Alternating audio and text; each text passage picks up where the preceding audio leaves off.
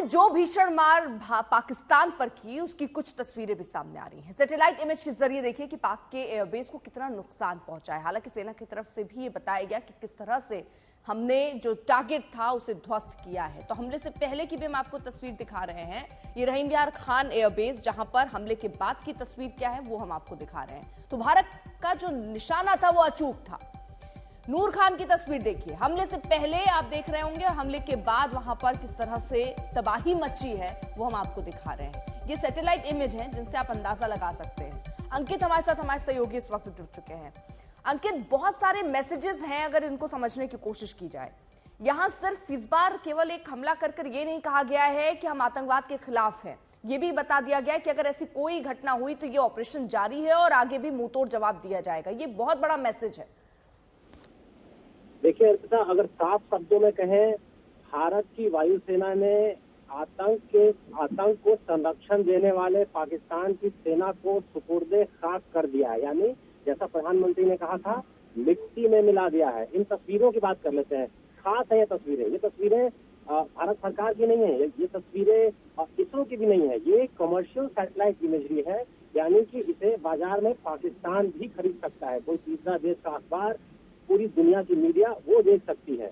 यानी ये एक निष्पक्ष न्यूट्रल सबूत है जो एक्शन भारत की वायुसेना ने पाकिस्तान के खिलाफ लिया है।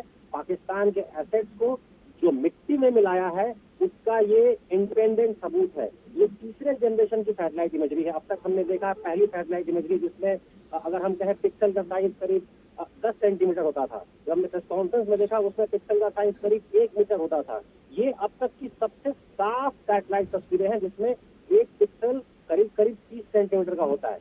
उस हिसाब से अगर आप देखें तो जो डैमेज है वो डैमेज बहुत ही ज्यादा है, जो कि पाकिस्तान की वायुसेना उसके एसेट्स को सफर करना पड़ा है। बहुत बहुत शुक्रिया आपका तमाम जानकारी के लिए। इससे पहले कल तीनों सेनाओं के ऑपरेशन हेड ने एक बार फिर बताया कि कैसे जल, नभ और जमीन पर भारत ने पाकिस्तान को सबक सिखाया।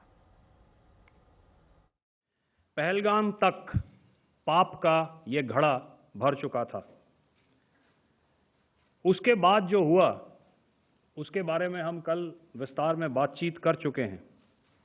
क्योंकि आतंकियों पर हमारे सटीक हमले लाइन ऑफ कंट्रोल और इंटरनेशनल बाउंड्री को पार करे बिना किए गए थे, हमें पूरा अंदेशा था कि पाकिस्तान का वार भी बॉर्डर के उस पार से ही होगा।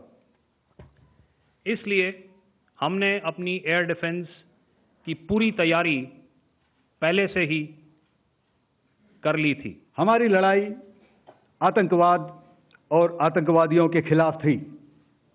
इसलिए 7 मई को हमने केवल आतंकवादी ठिकानों पर ही हमला किया था। पर अफसोस इस बात का है कि पाकिस्तानी सेना ने आतंकवादियों का साथ देना उचित समझा और इस लड़ाई को अपनी लड़ाई बना ली। इस परिस्थिति में हमारी जवाबी कार्यवाही अत्यंत आवश्यक थी और इसमें उनका जो भी नुकसान हुआ वे खुद इसके लिए जिम्मेदार हैं। In the current standoff, the presence of our aircraft carrier with large number of MiG-29K fighters and airborne early warning helicopters prevented any suspicious or hostile aircraft to close the Karel battle group within several hundred kilometers.